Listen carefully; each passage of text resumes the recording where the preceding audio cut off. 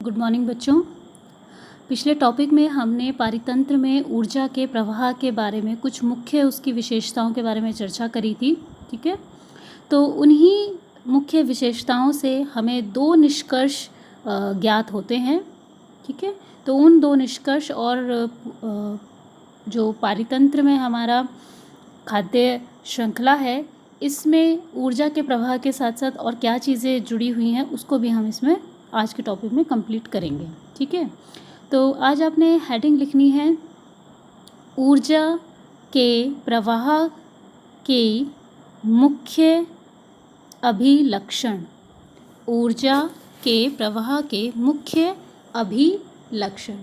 अभिलक्षण का मतलब क्या होता है? जो बिल्कुल उसी में प्राप्त होगा, उसी में हमें दिखाई देता है, या उसकी विशेषताएं तो बहुत पहले भी हमने अभी चर्चा करी थी, लेकिन उसमें जो इम्पोर्टेंट निष्कर्ष हमें पता चल रहा है, जो बिल्कुल उसमें होता ही होता है किसी भी ऊर्जा प्रवाह में, तो वो उसके अभिलक्षण कहलाएंगे। ठीक है, तो इसमें सबसे पहला अभिलक्षण यही लिखना है आपने कि ऊर्जा का प्रवाह एक दिशिक यानी एक ही दिशा में होता है। ठीक है, ये बीच का आपको लिखने की ज़रूरत नहीं है, इसी शब्द से पता चल रहा है। एक दिशिक का मतलब होता है एक ही दिशा में होता है।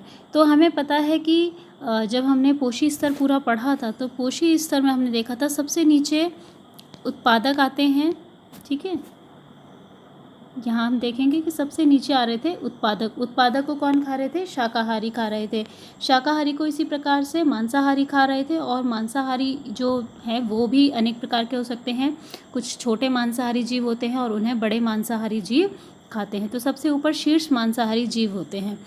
अगर हम इस पूरे खाद्य श्रृंखला में या पोषी स्तरों पे ध्यान दें, तो जो ऊर्जा है वह देखो सूर्य प्रकाश से उत्पादक, उत्पादक से शाकाहारी और शाकाहारी से मांसाहारी, इसी प्रकार एक दिशा में बढ़ती है।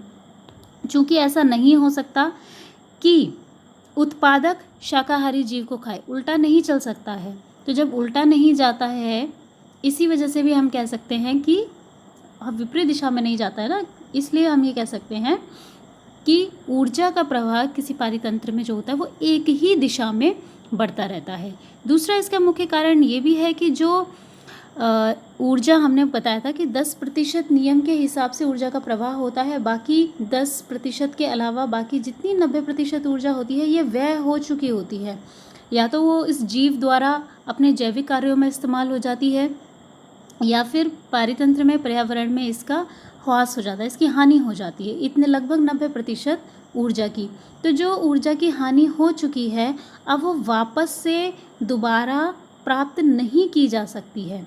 इसलिए भी ऊर्जा का जो प्रवाह होता है वो वापस विपरीत दिशा में नहीं जा पाता है। एक बार आगे बढ़ चुका है, दूसरे पोषी स्तर तक चला जाता है, तो वो वापस नहीं आ सकता है, क्योंकि इतनी ज़्यादा ऊर्जा उसमें व्यय हो चुकी होती है। तो ये ऊर्जा बैलेंस नहीं हो पाती है, दोबारा से 90% ऊर्जा नहीं मिल पाती है। तो सबसे पहला अभिलक्षण यही है कि ऊर्जा का प्रवाह एक ही दिशा में होता है या एक दिशिक होता है किसी भी पारितंत्र में। ठीक है, दूसरा इम्पॉर्टेंट अभिलक्षण है वो ये है कि प्रत्येक ऊर्जा स्तर पर जो ऊर्जा की हानि होती है, इस कारण जो उपलब्ध ऊर्जा है उसका प्रत्येक पोषी स्तर पे लगातार घटता रहता है। वो उसमें कटौती होगी, उसका ह्रास होता रहेगा, यानी कम होता रहता है। वो अभी मैंने आपको समझाया कि केवल 10% ऊर्जा ही आगे बढ़ती है, और ये आपको पिछले टॉपिक में भी बताया था। उदाहरण दिया था कि अगर पहले जीव के पास या पहले पोषी स्तर में उत्पादक के पास अगर 1000 जूल या किलो जूल ऊर्जा है, तो द्वितीय पोषी स्तर यानी प्राथमिक उपभोक्ता को 100 किलो जूल ही प्राप्त होगी, बाकी 900 किलो जूल व्यय हो जाती है। उसी प्रकार से तृतीय पोषी स्तर यानी द्वितीय उपभोक्ता में जाएंगे तो उसे केवल 10 किलो जूल ही ऊर्जा प्राप्त होगी, बाकी 90 किलो जूल ऊर्जा व्यय हो जाती है।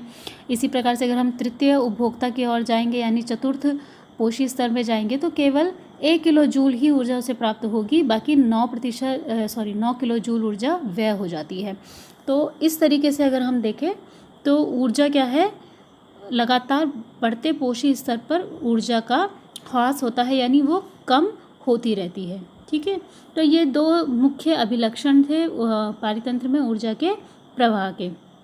इसके बाद एक टॉपिक और है, ये अलग से है, इसका आपने हेडिंग लिखनी है जैव आवर्धन। ठीक है, तो जैव आवर्धन की पहले परिभाषा लिख लीजिए। खाद्य श्रृंखला में हानिकारक रसायनों की मात्रा एक पोषी स्तर से दूसरे पोषी स्तर तक जाने पर बढ़ती रहती है, इसे जैव आवर्धन कहते हैं। ठीक है, अब समझिए जैव आवर्धन को बेसिकली ये है क्या चीज़। देखिए, जब फसलें उगाई जाती हैं तो फसलों को ख़राब होने से या उनकी पैदावार बढ़ाने के लिए उनमें विभिन्न प्रकार के रसायन डाले जाते हैं, कीटनाशकों का प्रयोग किया जाता है, जिस कारण जो फसल उत्पादन है वो अधिक बढ़ाया जा सके। ये जो रसायन होते हैं, ये रसायन बिल्कुल मिट्टी में मिल जाते हैं और पानी के द्वारा जब पौधा क्या करता है, उस पानी को एब्जॉर्ब करता है, यानी सोखता है, उसका अवशोषण करता है, तो ये खनिज भी उस पौधे में चले जाते हैं।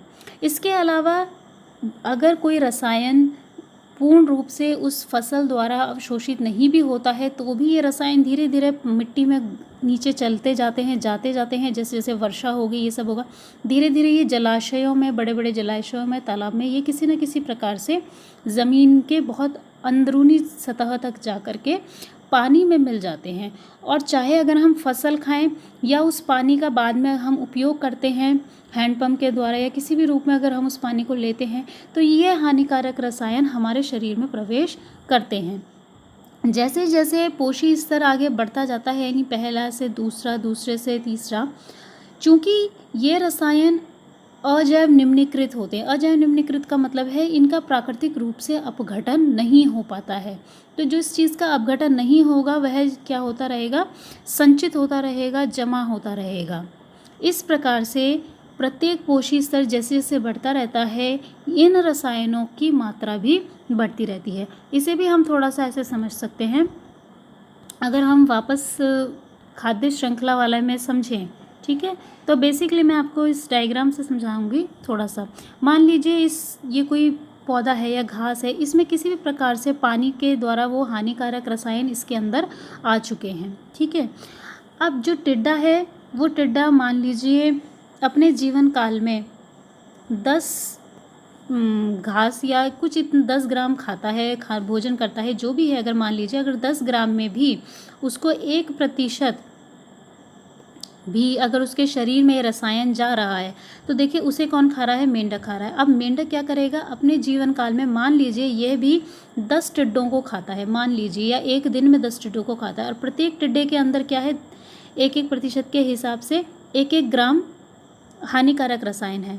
तो एक दिन में मेंढक के शरीर में आ जाएगा 10 ग्राम हानिकारक रसायन। ठीक है, जबकि टिड्डे के शरीर में कितना था, केवल 1 ग्राम था, लेकिन मेंढक के शरीर में एक ही दिन में कितना आ गया, 10 ग्राम आ गया। तो रोज़ खाएगा तो और ज़्यादा होगा। इसी प्रकार से सांप को देखें तो सांप क्या करेगा, बहुत ज़्यादा मेंढक खाएगा, एक मेंढक से उसे 10 ग्राम मिलेगा, तो अब जीवन काल में वो जितने सांप मेंढक खाएगा उसे उतना ज़्यादा वो हानिकारक रसायन उनके शरीर में जमा होता जाएगा। तो ये भी एक कारण होता है कि चूँकि जो बड़े जीव होते हैं वो ज़्यादा भोजन लेते हैं, ज़्यादा भोजन खाते हैं, उनका जीवन काल बड़ा होता है। इस कारण क्या है, ये रसायन उनके शरीर में जमा होते रहते हैं। इसी को जैव संवर्धन या जैव आवर्धन भी से कहा जाता है। इन हानिकारक रसायनों का शरीर में जमा होते रहना, वो भी किस हिसाब से, जो अगर हम पोषी स्तर की बात करें तो प्रत्येक पोषी स्तर में ये बढ़ते जाते हैं। इसी को जैव आवर्धन कहते हैं। तो आपने इन दोनों के बारे में लिखना है कॉपी में।